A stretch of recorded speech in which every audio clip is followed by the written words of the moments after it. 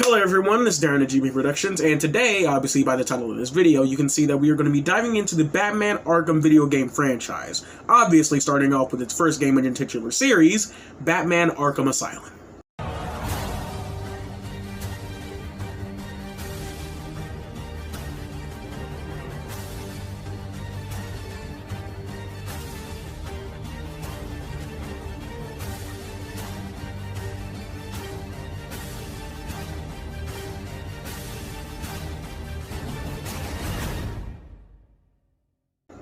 Batman Arkham Asylum was released 12 years ago in 2009, to almost universal praise amongst critics, casuals, and fans alike. Part of that I feel is due to the point in time that this game was released in. Before this game came out, it was pretty rare to find DC games that would reach the amount of praise as Arkham did. On Marvel's side, you had games like Ultimate Alliance and your Spider-Man tie-in games and whatnot. Not to say that Marvel didn't have its fair share of mediocre to bad games, I just see a lot more people bring up the good in Marvel games around the time, instead of the not so good in Marvel games around the time. Batman Arkham flipped the script on not just DC games, not just comic book and superhero games, but video games in general, and its influences can be seen even to this day in recent titles such as, obviously, Marvel's Spider-Man. This game was filled with passion from beginning to end, and nobody can deny that. Rocksteady clearly went all the way up to the elbow with this game, and considering that this game still has praise even to this day, and heck, I'm praising it right now and I haven't even gotten to the gameplay yet. This game cleverly strays away from any other source material. It's not based on any movie or cartoon or heck, even comics at the time. This game's story is perfectly told and self-contained to the point where you yourself can make a choice on what specific continuity you would like it to be attached to. Now of course the sequels do start to diminish this a tad bit, but my point still stands. I love it when stories don't have to be tied down by another existing continuity and just have free range to exist on its own. Its story is so delightfully simple, Batman being trapped in Arkham Asylum by the Joker as well as other famous Batman rogues in a single night full of carnage, chaos, and mayhem. Having this game set entirely in the Asylum was a genius idea. Not only does it provide a ton of story potential, it also gives off such an eerie and claustrophobic vibe to it. It brilliantly sets itself apart from the later games in the series, all being these open world areas and cities and whatnot. I still admire this game in particular for giving us such an intense atmosphere being stuck in this asylum and Arkham Island in general. The level design in this game is astonishing. Even though it has a bit of an enclosed feeling, there is still a ton of room to explore and investigate the island and the asylum itself. Most infamously being the hidden room in the Warden's office, which hides a little Easter egg hinting at the creation of Arkham City. It also gives us a lot to admire when it comes to the layouts with the villains and their domains at various locations and set pieces. Among Batman's various iconic villains such as Bane, Harley, Croc, Scarecrow, Poison Ivy, kinda, sorta, Riddler, and of course the Joker. Crazy enough, even though this story does have a vast array of characters at its disposal, none of them really feel tacked on or shoehorned in. Each and every one of them have a bit of significance to the overall plot, and thankfully don't come across as too fan-servicey. This game is also perfectly cast, most notably with the inclusion of Kevin Conroy as Batman, Mark Hamill as the Joker, and Arlene Sorkin as Harley Quinn. These inclusions alone just raise the bar significantly, and they make the brilliant choice of getting these three voices in particular, because in general these are almost the go-to voices for almost any Batman story you could tell. They are each done perfectly, especially Mark Hamill as the Joker. There is a reason why so many people say he's the best at voicing the Clown Prince of Crime. Most notably throughout this game and future entries, you are laughing with the Joker as well as shitting your pants at him. Mark and as well as Troy Baker, I feel perfectly tackle both sides of that particular spectrum. Now on the topic of the villains, this could be the right time to bring up the one issue I have with this game in particular, that being the boss fights. The boss fights in this game range from mediocre at best, and at its worst, it's just really bland. I mean, I had a little bit of fun with Poison Ivy's boss fight, and the Scarecrow Nightmare sections were trippy as hell, but everything else was just kinda meh. Bane was just a standard Titan fight. I wouldn't even consider the sections with Croc a boss fight. And everything else was just pretty meh, especially the final Titan Joker boss fight. Now, to quickly touch on the Riddler and his overall inclusion in the Arkham franchise for a second, so that I don't have to bring it up later. Now, I love the Riddler. He's my second favorite Batman villain, but I cannot be the only person alive who is pissed at this man's inclusion in these games. And yes, you already know I'm talking about the goddamn Riddler trophies. Now yeah, you can find a few here and there across the various ventures through the main campaign, but the set amount of these within each game is freaking atrocious. Now I honestly feel there could have been a much better way to include Riddler as a side story villain without it being so freaking tedious to get every single one of these trophies. I mean, did you know that Arkham Origins had over 800 trophies? 800! Now that's just freaking absurd. Have these guys never heard of a freaking limit? I would have been fine with like 50 or 80. But these niggas decided to go into the triple digits. I feel like that might have been a bit too much of a push. Okay, enough of that, let's hurry up and get into the actual gameplay now. One thing worth highlighting is this game's art style. These visuals look amazing. Everything from the materialistic design of Batman's suit and even the detail of Joker's suit and hair, etc. Everything has a good sense of realism to it, which I feel is due to The Dark Knight releasing around the time, and it works really well here. And like I said earlier, this was a big leap for the video game medium. And it doesn't just show that within the art style, atmosphere, and story, but the gameplay and mechanics itself. The combat and mechanics are handled brilliantly. You just feel as Batman should with the brilliantly handled combat to gadgets you use. It just makes you feel like you are Batman, and I know you're tired of hearing that, but come on, you know it's the truth. Now my favorite part of this game and the franchise in general is its stealth gameplay. So when people usually think of Batman, they immediately go to him beating the crap out of thugs and villains and whatnot, but one thing I really admire these games for in particular is how its stealth and takedown segments are handled.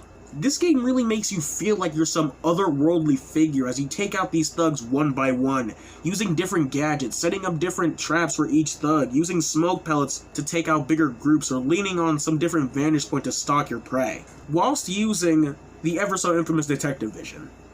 Now I have no doubt in my mind that you've seen this type of thing somewhere in a game before, and I'm just letting you know wherever you've seen this type of thing in a game before, Arkham did it first. You can really feel like a genuine predator as you pick different people off and detect the amount of fear and anxiety as you take them out. I feel like this is an essential and strategic element that any Batman game would need. And the combat is just as detailed, with giving Batman that imposing nature that you come to expect, and even giving him spider sense. I don't care if it shines above the enemy's heads, it's freaking spider sense and you know it. This free flow aspect of his fighting style pretty much evokes the same kind of movements you'd see in a Batman comic. Not to mention the added flair of having the option to implement gadgets such as your explosive gels to disorient enemies, different types of grapples to do a PG version of Scorpion's signature move, and so much more. Every hit, every bone snap, every takedown perfectly embodies how it feels to be the Dark Knight. Not to mention the various gadget upgrades you can equip along the way.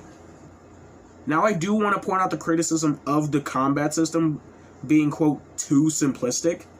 And yes, I do kind of agree that the combat does, to a point, feel a bit button mashy in that you only really need a handful of buttons.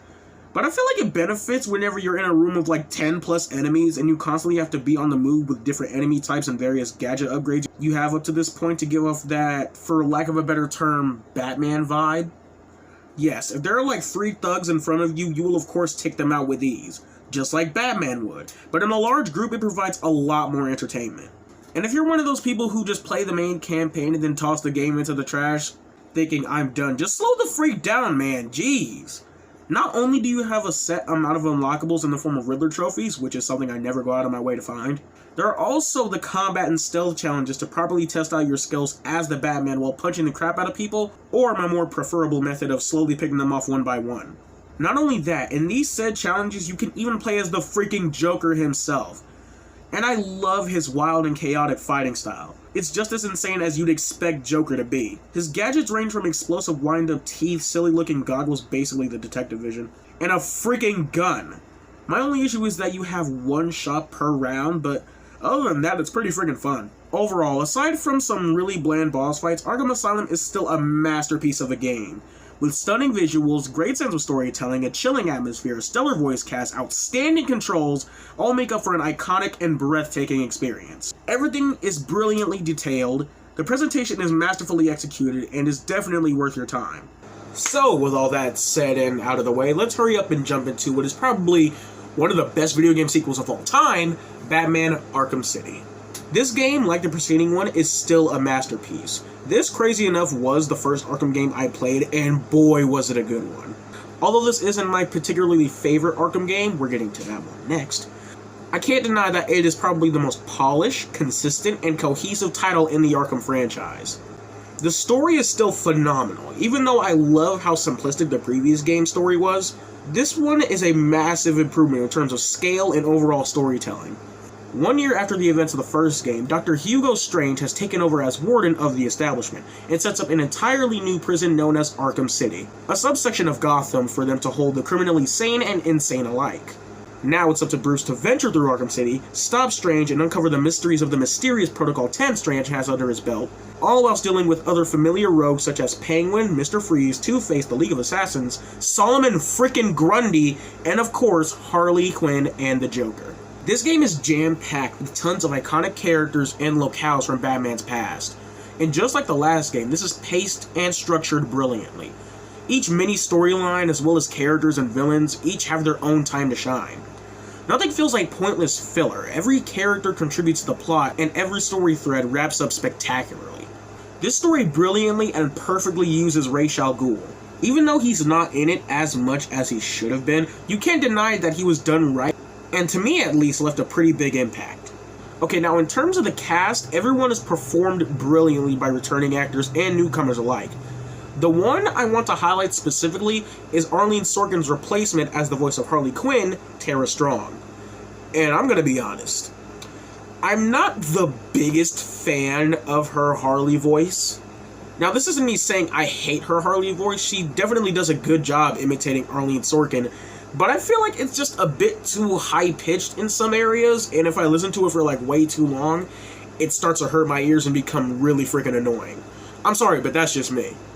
A cool addition that was added to this game were the side missions.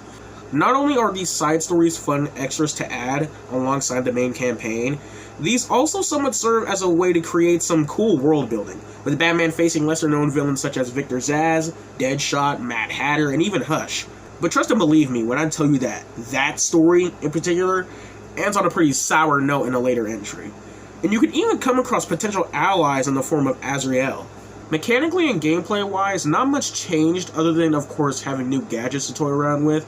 Some might consider that a negative, but personally to me, if it ain't broke, don't fix it. Now, of course, they tweaked a few things here and there, like the fact that these guys legitimately listened to the criticism of the detective vision being too OP. So in certain missions, some enemies have devices that disrupt the detective visions. I really do like this because it requires the player to get familiar with the layout of the area and better handle the abundance of enemies that need to be taken out stealthily. Also, it allows you to take more of an appreciation into the design of the level itself. In Arkham Asylum, the bosses were either meh or straight up boring. Arkham City, on the other hand, creates masterfully designed bosses, with ones such as Ra's al Ghul, Solomon Grundy, and of course, Mr. Freeze. Yeah, I know that doesn't really come as much of a shock to a lot of you, but come on, there's a reason this is said to be one of the best video game bosses of all time.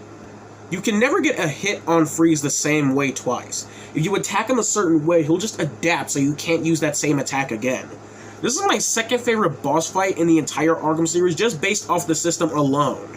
Even though we're in a city that has another set of Batman villains for him to face up against, this game also introduces this continuity's take on the Bat family. Oracle and Alfred are introduced as Bruce's main source of information, as well as Nightwing and Tim Drake Robin, the best Robin, are here to help Bruce on his mission as well. Not to mention that Catwoman even has her own story campaign within Arkham City, with the story occasionally switching from Bruce and Selina to see what the other is doing on the other sides of the city. Like Joker in the previous game, Selina has her own set of weapons and a different fighting style and traversal system. Another added character is actually being able to play as Tim Drake, the best Robin, in the Harley's Revenge DLC, where Tim has to find Batman, who's been kidnapped by Harley Quinn as an act of revenge for Joker's death. I said spoiler alert, didn't I? Actually, no, screw that. The game is almost a decade old, and the remasters are on current-gen consoles. You've had time to play. One thing that's odd is that after you beat Catwoman's campaign, you can freely play as her in the open-world map. That's a really neat idea, and yet they didn't use it in Arkham Knight because... I wish I knew. And let's really touch on the city itself. Like, the city is designed spectacularly. The whole Batman in Gotham mentality the game devs had perfectly shines through in this game. Even though this game doesn't take place on a secluded island or claustrophobic asylum, the feeling of being closed in still looms over you because you are literally trapped in an entire city run only by criminals and lunatics. Not to mention, each part of the city is beautifully detailed that you can't mistake one location from another. Overall, Batman Arkham City is phenomenal. The gameplay is phenomenal, the story is phenomenal, the presentation is phenomenal, the visuals are phenomenal. You get it, the game is freaking phenomenal. I've used the letter P so freaking much, you might as well put me in a fucking pod. Anyway, with all that said and done, let's hurry up and jump into my personal favorite entry into the Arkham franchise, Batman Arkham Origins.